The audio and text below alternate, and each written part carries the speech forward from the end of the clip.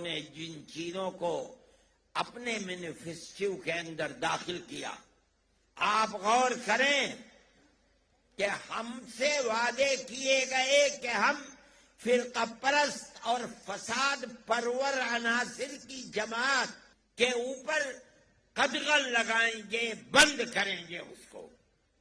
बजरंग दल के ऊपर हम कदगन लगाएंगे। अगर ये तारीख गवाह है इस बात की कि अगर ये स्टैंड उन्होंने आज से 70 साल पहले हिंदुस्तान के अंदर ले लिया होता, इख्तिदार उनके हाथ से न जाता, मुल्क बर्बाद न होता, तबाही न आती। नमस्ते, मैं हूं संजय दीक्षित और आप देख रहे हैं दी जयपुर डायलॉग्स। दो मदनी हैं। मदनी का मतलब होता है जो मदीना से आए हुए हैं, तो निश्चित रूप से वे अपने आप को भारतीय तो नहीं समझते हैं। एक है चाचा मदनी और दूसरा है भतीजा मदनी। वैसे चाचा मदनी और भतीजे मदनी में बहुत ज़्यादा अंतर नहीं दिखाई पड़ता, एक की दाढ़ी में थोड़े से काले बाल भी बचे हुए हैं। अब इनका इतिहास ये है कि ये जो देवबंद वाली जो संस्था है, तो हुसैन अहमद मदनी जो थे वो इसके अध्यक्ष हुआ करते थे और इन्होंने देवबंद के साथ साथ एक बना रखी थी जमीयत उलमा हिंद। और वो जमीयत उलमा हिंद जो थी वो कांग्रेस के साथ इलू करने के लिए बनाई गई थी। देखिए क्या इनकी ये बहुत पुरानी एक परंपरा है जिसमें ये हिंदुओं को मूर्ख बनाने के लिए कुछ न कुछ करते रहते हैं। तो ये कांग्रेस के साथ इलू करने के लिए खिलाफत आंदोलन के समय इन्होंने जमीयत उलमा हिंद बनाई थी हुसैन अहमद मदनी ने।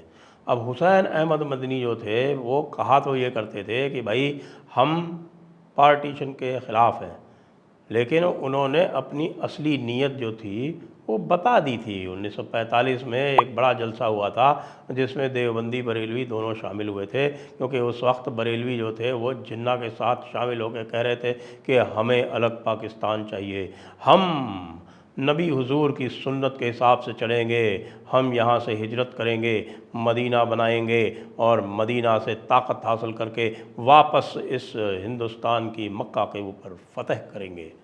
और ये जो थे फतह क्यों करेंगे? क्योंकि पूरे बर्रे सगीर को यानी कि पूरे भारतवर्ष को उनको मुसलमान बनाना था।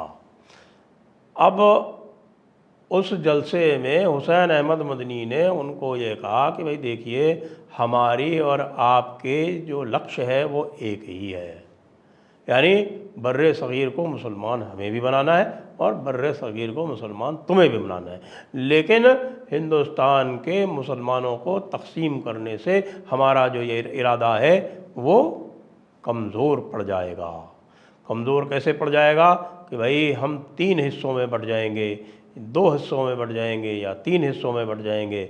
उस समय जो बात चल रही थी उसके हिसाब से भी 3 हिस्सों में बंटने की बात हो रही थी। तो हम अगर 3 हिस्सों में बंट जाएंगे तो हमारी जो पावर है, हम जिस तरह से आज भी कांग्रेस को ब्लैकमेल कर लेते हैं, हम उनको मीठे मीठे सब्ज बाग दिखा के, उनको तकरीरें सुना के और थोड़ी बहुत भी भाईचारे की बात करके उनको बुद्धू बना लेते हैं, वो फिर संभव नहीं हो पाएगा, क्योंकि फिर पब्लिक जो है वो बिल्कुल हमसे ख़िलाफ़ हो जाएगी और ये गांधी और नेहरू के बस की बात भी नहीं रहेगी कि पब्लिक को कह के हमको किसी भी तरह से कोई सहानुभूति दिलवा सके। तो आपने देख लिया दोनों का जो ग्रैंड नैरेटिव है, दोनों का जो ग्रैंड पर्पस है वो एक है, यानी पूरे भारत का इस्लामीकरण करना। क्यों करना? क्योंकि उनकी किताबों में लिखा हुआ है।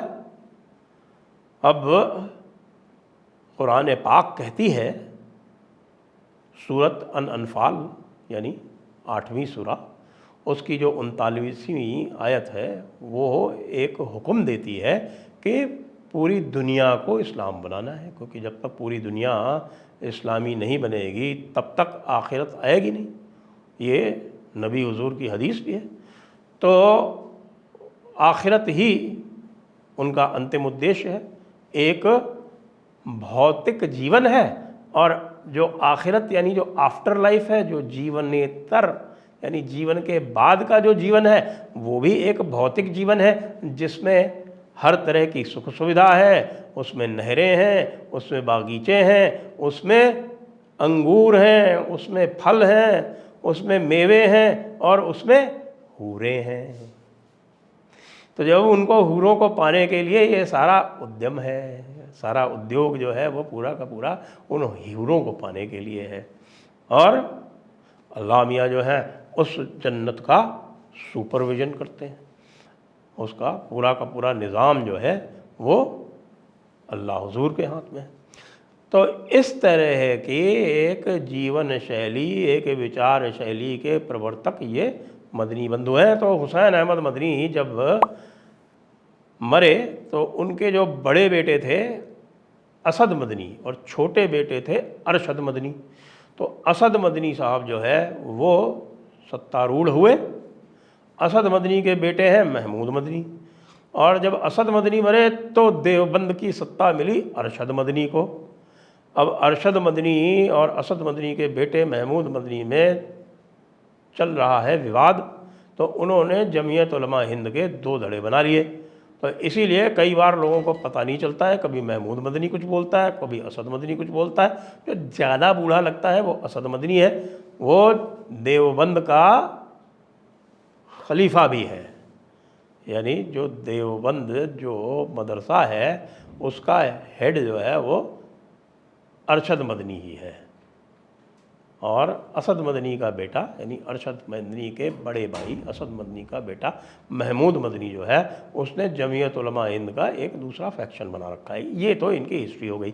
अब ये दोनों जो हैं वो इलू इलू खेलते रहते हैं, कभी कुछ कह देंगे कभी कुछ कह देंगे। असलियत ये है कि इनकी जो किताब है निकलती है, जो हिदाया है, उसमें साफ साफ इंस्ट्रक्शन दिया हुआ है। वो क्या दिया हुआ है इंस्ट्रक्शन? वो दिया हुआ है कि भाई जिहाद करना है, और जिहाद किसे कहते हैं वो हिदाया में लिखा हुआ है कि जिहाद दीन हक़ की ओर बुलाने और उससे इनकार करने वाले से जंग करने को कहते हैं। यानी कि जो भी आपके सामने पड़े उससे आप ये कहिए कि मुसलमान बन जाए, और अगर वो मुसलमान न बने तो फिर उससे आप जंग करिए और जंग में उसको कत्ल कर दीजिए। क़िताल फ़ी सबीलिल्लाह और क़ितूल फ़ी सबीलिल्लाह दोनों जो है, क़िताल का मतलब लड़ाई, क़ितूल का मतलब कत्ल। ये तो बड़ी किताब कह रही है ना। तो अब हम बात क्यों कर रहे हैं आज मदनी की? क्योंकि बड़ा मदनी जो है यानी चाचा मदनी, वो कहता है कि साहब कि कांग्रेस ने बहुत बड़ी गलती की कि 70 साल पहले ही उसको बजरंग दल को बैन कर देना चाहिए था। अब चाचा मदनी जो हैं वो अब 90 साल के होने वाले हैं, तो चाचा मदनी की मुझे लगता है कि दिमागी हालत जो है वो बिल्कुल गड़बड़ हो गई है। क्योंकि बजरंग दल क्या है? बजरंग दल जो है वो विश्व हिंदू परिषद का ही एक विभाग है, अलग से उसका रजिस्ट्रेशन भी नहीं है। विश्व हिंदू परिषद बना 1963 में और बजरंग दल बना है 1983 में। तो 70 साल पहले कांग्रेस इसको कैसे बैन कर देती? बैन तो उन्होंने आरएसएस को किया था ना, आरएसएस को तो किया था, और करने के तुरंत बाद जो है उसको वापस भी ले लिया था। यदि आप देखें कि जब गांधी जी की हत्या हुई तो उस समय सरदार पटेल को कॉर्नर कर लिया था नेहरू जी ने, क्योंकि सरदार पटेल होम मिनिस्टर थे। और जिस दिन गांधी जी की हत्या हुई उससे 10 दिन पहले एक और अटेम्प्ट हो चुका था, तो उनके ऊपर पूरा का पूरा एक अनदेखी का और अक्षमता का आरोप लगा दिया गया। तो उसमें उन्होंने आरएसएस पे पहले तो बैन लगा दिया, फिर बाद में आरएसएस से कहा कि आप कांग्रेस में आ जाइए। बाद में उन्होंने बैन वापस ले लिया। बैन वापस से ये कहते हुए लिया कि भाई इनके विरुद्ध कोई हमें किसी प्रकार का कोई साक्ष्य या प्रमाण नहीं मिले। तो उसको लेके आज भी असद मदनी जो है वो हमलावर हैं। वैसे तो सही बात तो ये है कि जब हिंदू और मुसलमान के आधार पर भारत का बंटवारा हो गया था तो भारत ने डॉक्टर अंबेडकर की जो बात है वो पूरी तरह से मान लेनी चाहिए थी, क्योंकि डॉक्टर अंबेडकर ने ही ये कहा था कि यदि भारत और पाकिस्तान का बंटवारा होता है तो पूरी तरह पॉपुलेशन एक्सचेंज होना चाहिए, जनसंख्या की पूरी अदला बदली होनी चाहिए, एक भी मुसलमान भारत में नहीं रहना चाहिए और सारे हिंदुओं को पाकिस्तान से निकाल लेना चाहिए। क्योंकि जो हालात हैं और जिस तरह से इस्लामी लोग जो है व्यवहार करते हैं, जिसकी उन्होंने पूरी विवेचना अपनी पुस्तक में की थी, पाकिस्तान और द पार्टीशन ऑफ इंडिया में। इसके बारे में मैं आपसे कई बार उसके बात भी कर चुके हैं। तो पाकिस्तान और पार्टीशन ऑफ इंडिया के अनुसार मुसलमान जो है उसकी जो ब्रदरहुड है वो केवल मुसलमान की मुसलमान के साथ भाईचारा होता है, भाईचारे में कोई भी दूसरा पक्ष नहीं आता है। तो अब ये जो अरशद मदनी कह रहा है इसका तात्पर्य क्या है? तात्पर्य उसका ये है कि भाई आरएसएस को बैन करो। अब ये आरएसएस जो है ये समय समय पर इन मदनी भाइयों को या मदनी चाचा भतीजा को प्लेटफॉर्म देती रहती है। अभी कुछ दिन पहले महमूद मदनी जो थे वो ये कह रहे थे कि भाई ये तो इस्लाम जो है वो सबसे पहले भारत में आया। अब ये मूर्खता जो है जिसकी बात करते हैं वो कहते हैं कि साहब कि जो आदम साहब थे, हज़रत आदम अलैहिस्सलाम, वो सबसे पहले हिंदुस्तान में आए थे। ये कहीं नहीं लिखा हुआ है। एक कुरान की एक तफसीर में कहीं ये आ गया है, उसको लेके ये उछलते रहते हैं। बाकी कहीं भी ये नहीं लिखा है। भाई दुनिया सब देख रही है कि इस्लाम जो है वो अरब से आया, लेकिन इन लोगों की जो तकरीरें हैं उसमें ये कहेंगे कि भाई इस्लाम तो जिस दिन ये दुनिया आई है उस दिन से इस्लाम यही है, और जो लोग जो हैं जिन्होंने इस्लाम को नहीं पाया है उन्होंने इस्लाम को देखा नहीं है और इस्लाम की डिस्कवरी हो गई है। अब इस्लाम की डिस्कवरी आप नहीं कर पाए तो आपकी गलती है। ये मदनी भाइयों का, ये मदनी चाचा भतीजा का ये फ़लसफ़ा रहता है बीच बीच में, और केवल इसलिए रहता है कि ये हिंदुओं को उल्लू बनाते रहें। और हमारे यहाँ बहुत सारे ऐसे लोग हैं जो उल्लू बनने के लिए तत्पर रहते हैं। अब मैं उनका नाम नहीं ले रहा, लेकिन आप सबको समझते हैं कि ऐसे कौन से लोग हैं जो उल्लू बनने के लिए तत्पर रहते हैं। भाइयों और बहनों, आप कृपया इन मदनी चाचा भतीजों की, इन लोगों की जो ये तरह तरह की बातें करते हैं, इससे आप उल्लू ना बने, क्योंकि मुसलमान ही इनसे उल्लू नहीं बनता है। कई बार ये फतवा दे देते हैं, कहते हैं कि साहब के नहीं, अभी 2 दिन पहले चालू हो गए। महमूद मदनी कहते हैं कि नहीं अरशद मदनी कि नहीं, ये तो क्या है कि बीजेपी अगर अपनी पॉलिसी चेंज कर दे तो मुसलमान जो है इनको वोट देने के लिए तैयार है। ठेंगा एक नहीं तैयार है। ये केवल ये इसलिए बोलते हैं इस तरह से कि बीजेपी जो है वो मिसलीड हो जाए, पथभ्रमित हो जाए, दिग्भ्रमित हो जाए। हालांकि मैं ये भी कहूँगा कि इनके शीर्ष नेतृत्व में बहुत सारे दिग्भ्रमित बैठे हुए हैं। इंद्रेश कुमार जैसे जो हैं वो आजकल यहाँ के इनके नीति निर्माता हैं, तो फिर और अधिक कहने की क्या आवश्यकता है। मेरे हिसाब से तो ये जो देवबंद संस्था है इसके ऊपर तो बैन लगना चाहिए। अलीगढ़ मुस्लिम यूनिवर्सिटी का माइनॉरिटी दर्जा छिपना चाहिए। या आपके जो बरेलवी वाले जो बैठे हैं और जो तकरीरें करते रहते हैं फालतू की, इनकी भी जहरीली तकरीरों पर बैन लगना चाहिए। इन लोगों ने ही पाकिस्तान बनवाया था, ये यहाँ कर क्या रहे हैं? पाकिस्तान बनवाने के बाद ये आपके हामिद और मुस्तफ़ा रज़ा बरेलवी, ये दोनों इनके जो बड़े मुफ्ती थे नईमुद्दीन मुरादाबादी के साथ गए थे पाकिस्तान की, वहाँ पे हम शूरा बनाएंगे, शूरा बना के हम वहाँ पर निज़ाम मदीना लाएंगे, और वहाँ जाके फिर यहाँ वापस आ गए। वो इसलिए कि अब दूसरा मुस्लिम राष्ट्र लेना है।